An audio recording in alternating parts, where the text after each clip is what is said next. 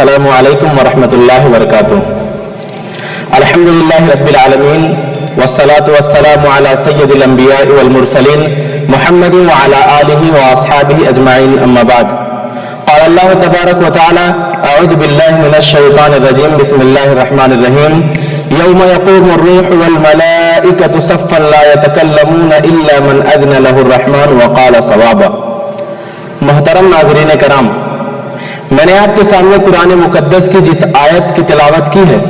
اس میں اللہ رب العالمین نے میدان محشر کی ہولناکی کا تذکرہ کیا ہے۔ میدان محشر میں جب لوگوں کو پیش کیا جائے گا، حاضر کیا جائے گا، وہاں کا جو بھیانک منظر ہوگا اللہ رب العالمین نے اس کو مختصر سے انداز میں بیان کیا ہے۔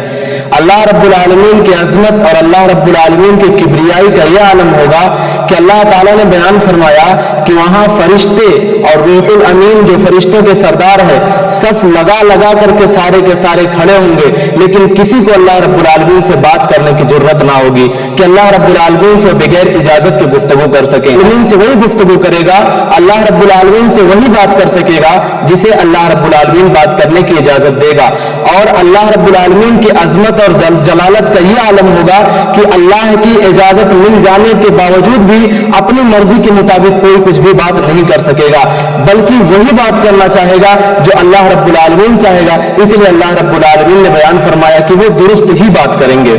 محترم حاضرین اور ناظرین، میدان محشر کے متعلق نبی کریم صلی اللہ علیہ وسلم نے بیان فرمایا ہے کہ جب قیامت قائم ہوگی تو سورج 1 میل کے فاصلے پر آ جائے گا۔ ابن عامر بیان فرماتے ہیں کہ مجھے نہیں معلوم کہ اس میل سے کیا مراد ہے، کیا وہ میل مراد ہے جو راستے کی مسافت کے لیے ہم جانتے ہیں، یا وہ میل مراد ہے جس سلائی سے ہم سرما اپنی آنکھوں میں لگاتے ہیں۔ آپ اندازہ لگائیے، آج سورج ہم سے کروڑوں میل کے دور کے فاصلے پر ہے، کروڑوں کلومیٹر دور ہے، لیکن اس کی تپش، اس کی گرمی اور اس کی شدت کو ہم آج برداشت نہیں کر پاتے ہیں۔ اس وقت ہمارا حشر کیا ہوگا جب سورج ہمارے بالکل قریب ہوگا۔ رسول اللہ صلی اللہ علیہ وسلم نے بیان فرمایا کہ آدمی اپنے عمل کے حساب سے کوئی ٹخنوں تک، کوئی گھٹنوں تک، کوئی کمر تک، کوئی کوکھ تک، تو کوئی گردن تک پسینے میں ڈوبا ہوا ہوگا۔ اور اس دن اس دردناکی اور اس بھیانک منظر کا یہ عالم ہوگا، اتنی گرمی، اتنی شدت، اتنا پسینہ ہوگا، اور وہ دن آج کے دنوں کی طرح سے نہیں ہوگا، بلکہ وہ دن ایک دن 50,000 سال کے برابر ہوگا۔ آپ اندازہ لگائیے وہاں ہم جیسے انسانوں کا کیا حشر ہوگا، ہمارا کیا بنے گا۔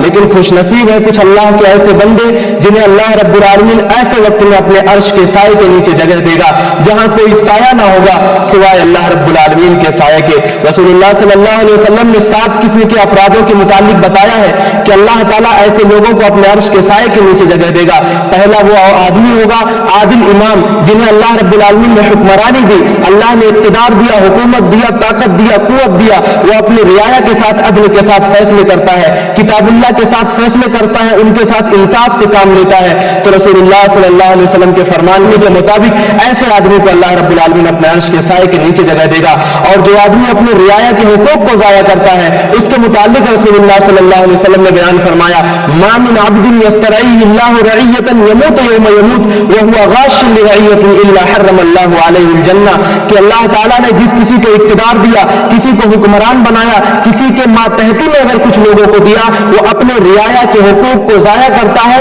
اپنے ماتحتوں کے حقوق کا خیال نہیں کرتا ہے اور ان کے ساتھ دھوکہ دیتا رہتا ہے، یہاں تک کہ اس آدمی کی موت ہو جاتی ہے۔ تو آپ نے بیان فرمایا کہ ایسے شخص کو اللہ تعالیٰ صرف جہنم میں نہیں داخل کرے گا، بلکہ رسول اللہ نے بیان فرمایا کہ ایسے شخص کے اوپر اللہ تعالیٰ جنت کو حرام کر دے گا، الا حرم اللہ علیہ الجنہ۔ دوسرا وہ خوش نصیب ہوگا جسے اللہ رب العالمین اپنے عرش کے سائے کے نیچے جگہ دے گا، وہ نوجوان جس کی جوانی، جس کی عمر اللہ رب العالمین کی عبادت میں گزری۔ یاد رکھیے جوانی زندگی کا وہ عظیم وقت ہوتا ہے جس کی عبادت اللہ رب العالمین کو سب سے زیادہ پسند ہوتی ہے۔ رسول اللہ صلی اللہ علیہ وسلم نے بیان فرمایا، اغتنم خمسا قبل خمس، 5 چیزوں کو 5 چیزوں سے پہلے غنیمت جانو۔ اس میں آپ صلی اللہ علیہ وسلم نے بیان فرمایا کہ شبابک قبل حرمک، اپنی جوانی کو، اپنی طاقت کو، اپنی نوجوانی जवानी को अपने बुढ़ापे से पहले गनीमत जानो। रसूलुल्लाह सल्लल्लाहु अलैहि वसल्लम ने बयान फरमाया, अल-मुअमिनुल क़विय्यु ख़ैरुन व अहब्बु इलल्लाहि मिनल मुअमिनिद ज़ईफ़ व फ़ी कुल्लि ख़ैर, कि ताकतवर मोमिन, तंदुरुस्त मोमिन, सेहतमंद मोमिन, नौजवान मोमिन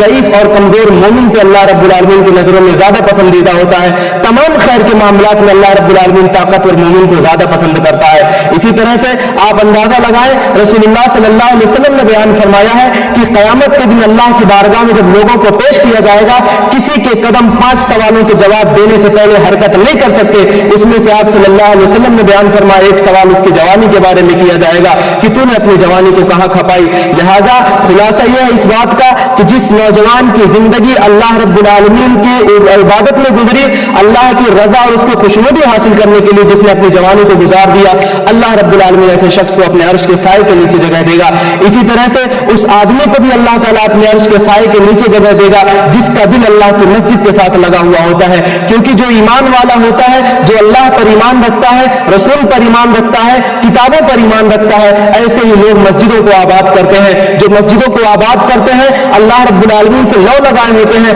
हरदम उन्हें फिक्र होती है अजान का वक्त होने वाला होगा, हमें मस्जिद में जाना है, नमाज पढ़ने जाना है। जिसका दिल मस्जिद के साथ लटका हुआ होता है, लगा हुआ होता है, अल्लाह ताला ऐसे शख्स को भी अपने अर्श के साए के नीचे जगह देगा। इसी तरह से उस शख्स को भी अल्लाह रब्बुल आलमीन अपने अर्श के साए के नीचे जगह देगा जिसको किसी नौजवान और खूबसूरत लड़की ने, हसब और नसब वाली लड़की ने जिना की दावत दी और उसने इस बात को कहकर ठुकरा दिया कि मैं अल्लाह से खौफ खाता हूं, मुझे अल्लाह रब्बुल आलमीन का डर है, मैं अल्लाह के आजाब से डरता हूं, अल्लाह रब्बुल आलमीन की पकड़ से मुझे खौफ है, मैं अल्लाह रब्बुल आलमीन से खौफ खाता हूं, मैं जहन्नम की आग को नहीं बर्दाश्त कर सकता, अल्लाह के आजाब को नहीं बर्दाश्त कर सकता। जो इन बातों को कह करके उसकी दावत को ठुकरा देता है, उसकी बातों को ठुकरा देता है और जिना के करीब तक नहीं जाता है, अल्लाह रब्बुल आलमीन उस बंदे के इस अज्र को, इस नेकी को, इस कुर्बानी को अल्लाह कबूल करता है और क़यामत के दिन अल्लाह रब्बुल आलमीन उसे अपने अर्श के साए के नीचे जरूर जगह देगा। इसी तरह से उस बंदे को भी अल्लाह रब्बुल आलमीन अपने अर्श के साए के नीचे जगह देगा जिसने इस तरह से सदका किया, दाएं हाथ से सदका किया कि बाएं हाथ को खबर नहीं हुई। इसका मतलब यह है कि दिखावे के लिए, रियाकारी करते हुए सदका नहीं किया।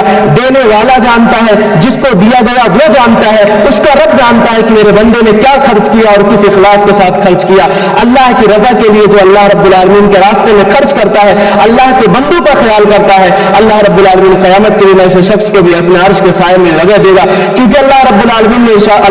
अल्लाह के प्यारे पैगंबर सल्लल्लाहु अलैहि वसल्लम ने बयान फरमाया है, वल्लाहु फी औनिल अब्दि मा काना अल अब्दु फी औनि अखीह, अल्लाह रब्बुल आलमीन अपने बंदे की उस वक्त तक मदद करता रहता है जब तक कि वो बंदा अपने भाई की मदद में रहता है। इसी तरह से अल्लाह रब्बुल आलमीन उस शख्स को भी अपने अर्श के साए के नीचे जगह देगा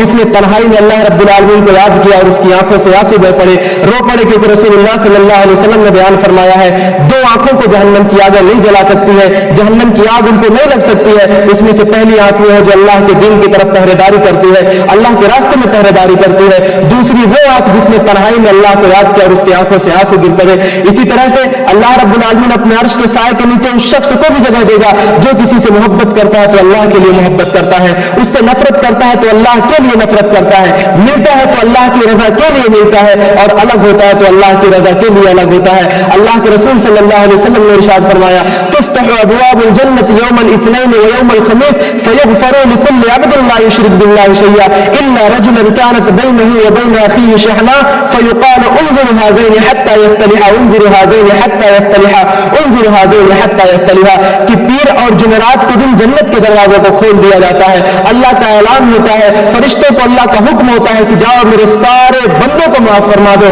सिवाय 2 किस्म के लोगों को। पहला शख्स वो होता है जिसने अल्लाह के हुकूक में खयानत की, अल्लाह रब्बुल आलमीन के साथ जुल्म किया, यानी शिर्क जैसे अजीम गुनाह का इर्तिकाब किया, उस शख्स को माफ नहीं किया जाता है। दूसरा वो आदमी जिसके दिल के अंदर अपने भाई के लिए नफरत होती है, अपने भाई से लड़ाई झगड़ा किए हुए होता है, अल्लाह ताला फरिश्तों को हुक्म देता है इन दोनों को मोहलत दे दो, शायद ये सुलह कर ले, इन दोनों को मोहलत दे दो, शायद ये सुलह कर ले, इन दोनों को मोहलत दे दो, शायद ये सुलह कर ले। मेरे भाई, ये छोटे छोटे वो अमाल हैं कि अगर इनको हम अपनी जिंदगी के अंदर दाखिल कर लें, इस पर अपनी जिंदगी को हम गुजारने की कोशिश करें, तो अल्लाह रब्बुल आलमीन ऐसे वक्त में हमें अपने अर्श के साए के नीचे जगह देगा जिसकी गर्मी और जिसकी शिद्दत का हम और आप तसव्वुर और अंदाजा नहीं कर सकते हैं। लिहाजा जरूरत इस बात की है कि हम मुकम्मल तौर से इल्म करें और मुसलमान हो जाएं और दीन के अंदर दाखिल हो जाएं और अल्लाह और उसके रसूल सल्लल्लाहु अलैहि वसल्लम की ताबेदारी करें। अल्लाह से दुआ है रब्बुल आलमीन मुझे और आपको और तमाम मुसलमानों को क़यामत के दिन अपने अर्श के साए के नीचे जगह दे, आमीन।